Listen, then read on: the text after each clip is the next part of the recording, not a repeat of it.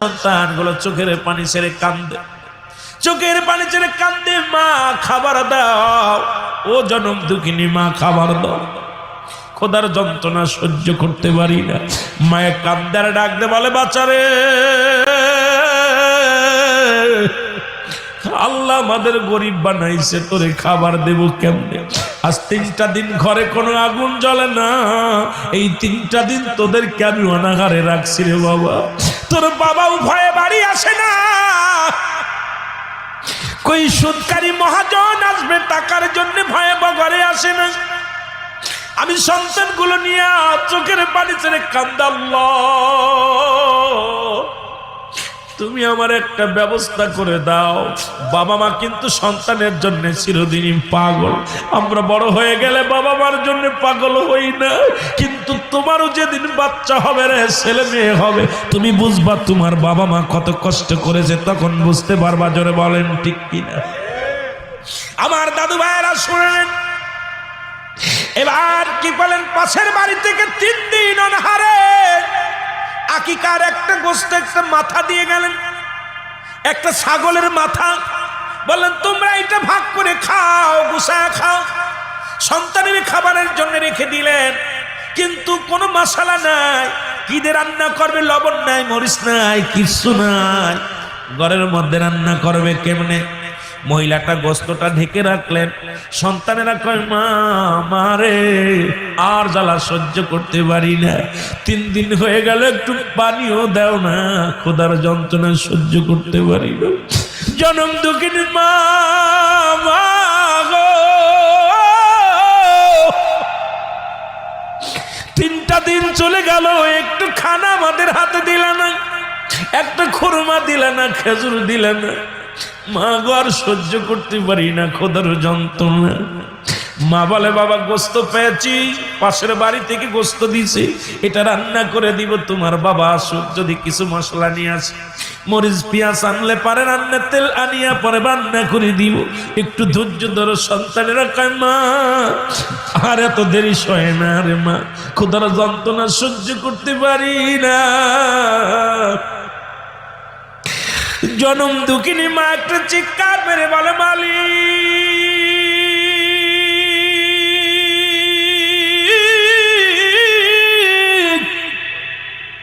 সন্তান ক্ষুধার্ত অবস্থায় চিৎকার মারে, সইতে পারি না, তুমি আল্লাহ আমার ক্ষমা করো না, হয় নিয়ে যাও সন্তানের কি দিয়া আমি কি দিয়া বুঝ দিব রে আল্লাহ। চোখের পানি ছেড়ে কাঁদতে লাগলেন। এমন সময় চলে আসলেন সেই সুদখোর, চলে আসলেন হাবিব, চলে আসলেন, এসে বললেন, বাড়ির ভিতরে কেউ আসনি? আসি। কই সুদের টাকা দাও। কই টাকা নাই, আপনার ভাই বাড়ি নাই। কই সুদের টাকা না দিলে আমি যাব না, টাকা দাও। এদিকে বাচ্চারা কান্দে, চোখের পানি ছেড়ে, আর বলে, চাচা আমাদের কিছু খাবার ব্যবস্থা করে দেন, 3টা দিন অনাহারে আমরা খাই না। উনি ঘরের মধ্যে তন্ন তন্ন করে খুঁজতে লাগলেন। মহিলা কয়, ভাই আমার ঘরের মধ্যে কিছু নাই, আপনার ভাই আজ 3টা দিন বাড়ির মধ্যে নাই। এই খোদার সন্তানের খোদার সহ্য করতে পারি না, কান্না সহ্য করতে পারি না, আপনার ভাই আজ 3 দিন বাড়ির মধ্যে আসে না, আপনার এই টাকা জোগাড় করতে পারে নাই, এই জন্য ঘরে ফিরে আসে নাই, ভাই ক্ষমা করেন, আজকে আপনি যান। কয় আজকে টাকা ছাড়া যেতে পারবো না। এবার হাবিব ঘরের মধ্যে ঢুকলেন, যা দেখে একটা কাল্লা ঢাকা রয়েছে, ছাগলের কাল্লা। এই কাল্লাটা দেখিয়া বলে, আমারে টাকা দিতে পারো না, তুমি কেন ছাগলের কাল্লা রেখছো খাওয়ার জন্য? এই কাল্লাটা হাতের মধ্যে টান দিয়া নিয়ে চলে আসে। কয় গোস্ত নিয়ে গেলাম, গোস্ত আর খাইতে দিব না।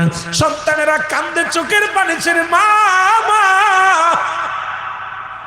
মহিলা কান্দে, ভাই আপনার 2টি পায়ে ধরি, এটা আমার সন্তানের মুখের থেকে নিয়েন না, কারণ আমার সন্তানের 3 দিন অনাহারি, এটা যদি নিয়ে যান ওরা আমি কি খাবার দেবে, আপনি ওটা নিয়েন না। জোর করে নিয়ে গেলেন বাড়িতে। বাড়ি নিয়ে বিবিরে ডাক দে, কয়, বিবি গোস্তটা ভালো করে রান্না করো, আমি গোসল করে আসি, গোসল করিয়া 2জন মজা মাইরা খাবো। জোরে বলো আল্লাহু আকবার। বিবি কি করলেন, ভালো করে গোস্তটারে বানাইলেন, বানাইয়া রান্না করে সুন্দর করে ঢেকে রাখলেন। স্বামী গোসল করে এসে যখন গোস্তটা খাতে গেছে, যখন গোস্তের তরকারি টানছে, দেখে পুরো গোস্তটা রক্ত হয়ে গেছে। আল্লাহু আকবার বলেন। 1 পিস গোস্ত নাই, পুরো রক্ত ছানা। হাবিব বলেন, বিবি তুমি গোস্ত দিদি বললাম কি দিলা? কয় স্বামী আমি তো গোস্ত পাকাই রাখছি। এই গোস্ত দেখে বাকি যেটুক ছিল সেটুকু দেখে রক্ত ছানা হয়ে গেছে, রক্ত হয়ে গেছে।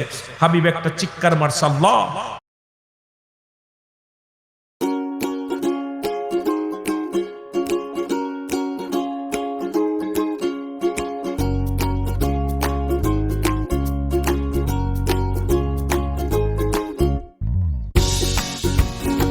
বাকি যেটুক ছিল সেটুকু দেখে রক্ত ছানা হয়ে গেছে, রক্ত হয়ে গেছে।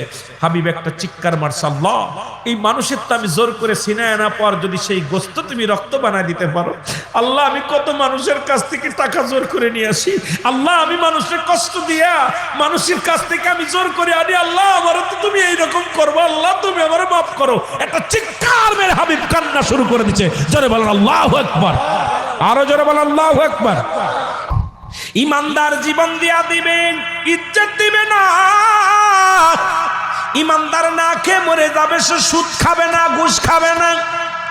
এ মুসলমান শুনে নাও, কোন ইমানদার কোনদিন ঘুষ খাইতে পারে না, কোন ইমানদার সুদ খাইতে পারে না, কোন ইমানদার জিনা করতে পারে না, কোন ইমানদার ব্যভিচার করতে পারে না, কোন ইমানদার মানুষকে ঠকাইতে পারে না, কোন ইমানদার মানুষের নামে মিথ্যা মামলা দিতে পারে না, কোন ইমানদার দুনিয়ার মধ্যে কাউকে কষ্ট দিতে পারে না।